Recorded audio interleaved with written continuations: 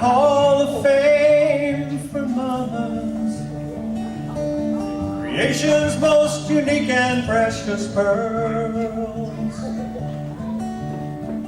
Heaven help us always to remember that the hand that rocks the cradle rules the world.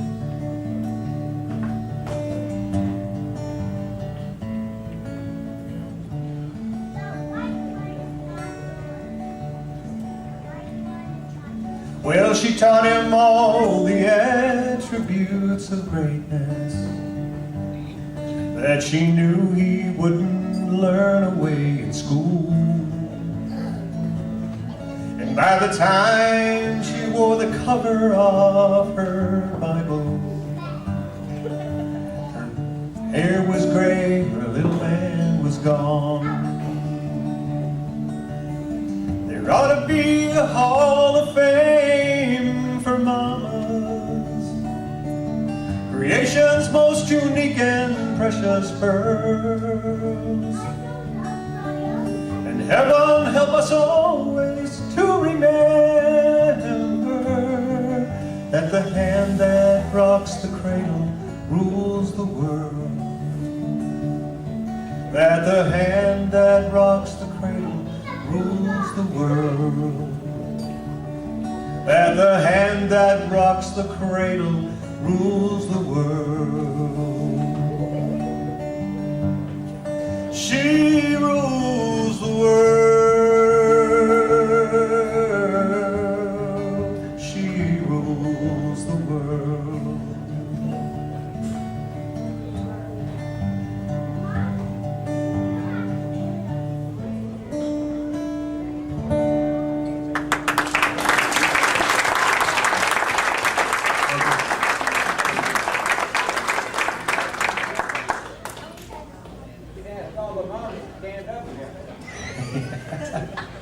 We missed that day. Yeah, sorry about the second line or whatever. I have one more song that I'm going to play. And a lot of the things that were said, I'm just going to ditto that my siblings said because they're all true. We were blessed with two of the most amazing parents on the planet. You have to take into consideration they were married at 18 years old. And at 18 years old, married, had a baby a year later, and still teenagers.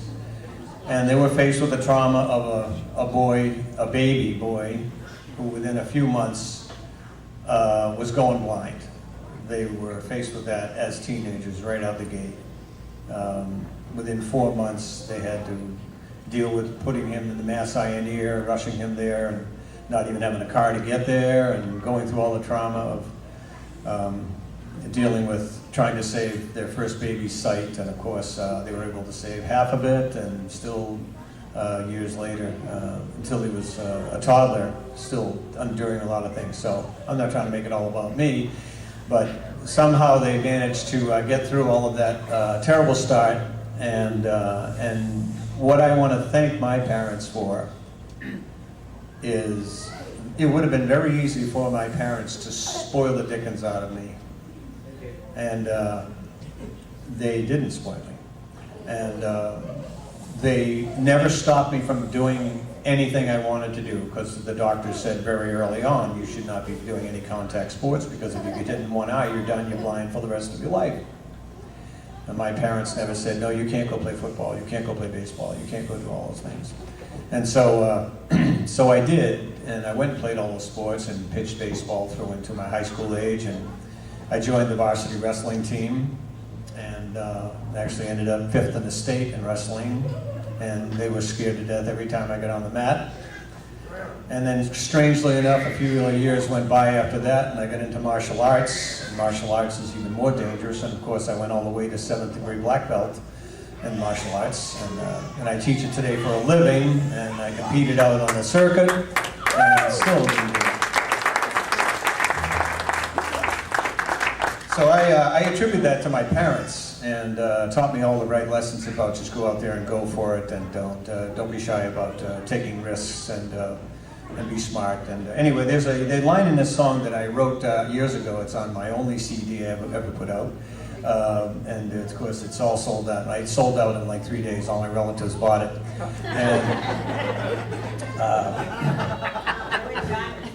but it's semi-autobiographical. It's mainly about us growing up, but it's a short song, not too long. And there is a line in it that the kids in my family will know the line right away that my father used to say all the time, and it's in the chorus. And when they hear it, they'll know exactly what I'm talking about. But anyway, it's a song that I wrote called "A Place for Me."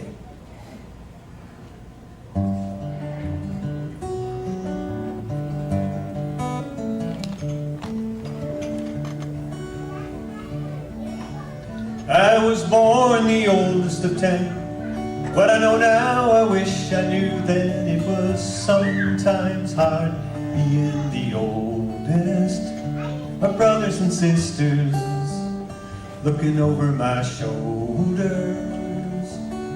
and all I ever wanted was to find a place for me in my own time.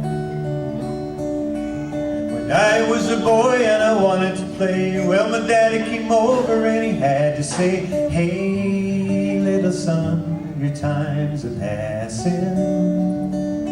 And in his voice I heard compassion, and all he ever wanted was to find a place for me in my own time. He said, "Son, work hard, keep your nose to the grindstone. Use your head to make things happen. Just do what's in your heart, say what's in your mind, and no one can live a better life. It's your life." Now Mama tells me when I was young, I was a child second to none. I pained her so when I started changing. I guess I did some teenage rearranging, but all she ever wanted was to find a place for me in my own time. She said, "Son, work hard, keep your nose to the grindstone. Use your head to make things happen. Just do what's in your heart, say what's in your mind, and no one can live a better life. It's your life." Now I'm a man of 40 and some. I'm telling my child about the things to come. Well, lessons learned for the listeners, and a life that's loved is for the givers. And all I ever wanted is to find a place for him in his own time. I said, "Son, work hard, keep your nose to the grindstone. Use your head to make things happen. Just do what's in your heart and say what's in your mind, and no one can live a better life. It's your life." Oh, Mom and Dad, they always said that I would find a place. Oh, Mom and Dad, they always said that I would find a place.